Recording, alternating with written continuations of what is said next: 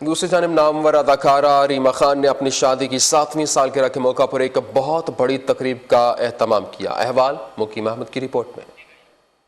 معروف اداکارہ ریما خان اور ڈاکٹر طارق شہاب نے اپنی شادی کی 7ویں سالگرہ امریکی ریاست ورجینیا میں منائی۔ اس موقع پر دونوں نے مل کر سالگرہ کا کیک کاٹا اور ایک دوسرے کو اپنے ہاتھوں سے کیک کھلایا۔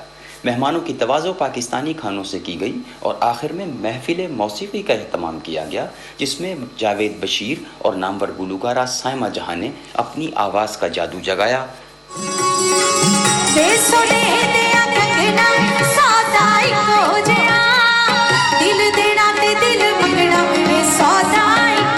یہ تقریب رات دیر تک جاری رہی۔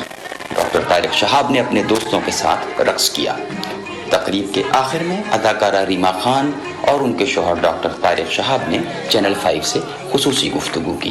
آج ہماری محترمہ ریما خان اور ڈاکٹر طارق شہاب کی ویڈنگ اینیورسری ہے۔ سب سے پہلے تو ہم ان کو چینل 5 کی طرف سے مبارکباد پیش کرتے ہیں۔ میں روایتی سوال نہیں کروں گا، میں تو آپ سے صرف یہ پوچھوں گا کہ شادی کے بعد سب سے پہلی ڈش آپ نے کون سی بنائی تھی؟ میں بتا سکتا ہوں، یہ بتائیں گے۔ آلو چکن۔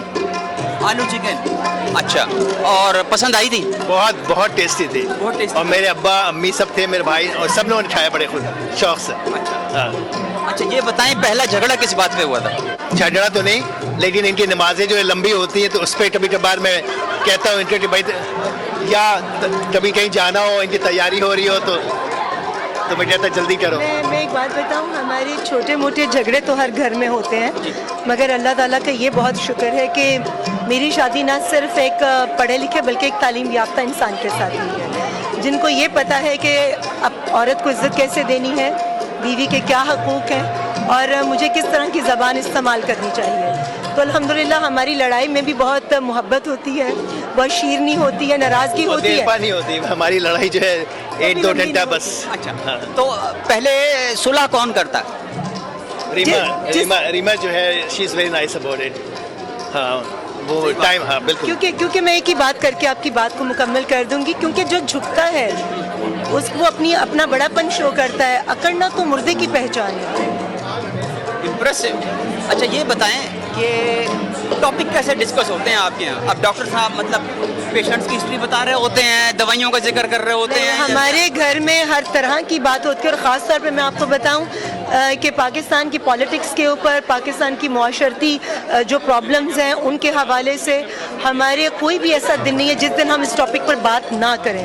پھر ہم اپنی کمیونٹی کے اندر جو بھی جس حوالے سے کوئی اچھا کام کر رہا ہو تو ہم ڈسکس کرتے ہیں، اور سمجھتے ہیں کہ جہاں پر جس سائٹ پر ہم لوگ کچھ کر سکتے ہیں اپنے وطن عزیز کے لیے، ہم لوگ پر اس پر تن من دھن کے ساتھ کوشش کرتے ہیں۔ ایک اور سرپرائزنگ کویسچن، آج دونوں نے کیا تحفہ دیا ایک دوسرے کو؟ خلوص، سچائی، ایمانداری، وفاداری اور پیار کا، اور اس سے پیارا تحفہ کوئی نہیں۔ تو آپ کو تو 7 تحفے ملے، آپ نے کیا دیا؟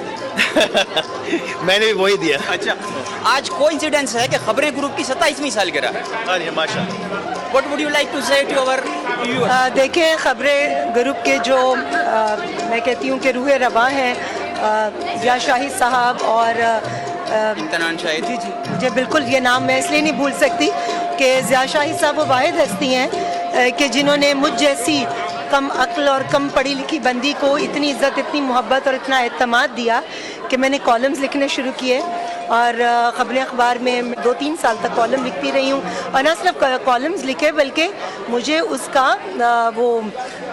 کی اجرت بھی دیتے تھے، اور یہ میرے لیے بہت بڑی بات ہے کہ وہ مجھے جو اپریسیشن ملتی تھی ضیاء شاہد صاحب کی طرف سے، اور جب کوئی کالم بہت اچھا ہوتا تھا تو امتنان شاہد صاحب مجھے یاد ہے کہ 10,000 انعام کے طور پر لفافے میں ڈال کر مجھے دیتے تھے۔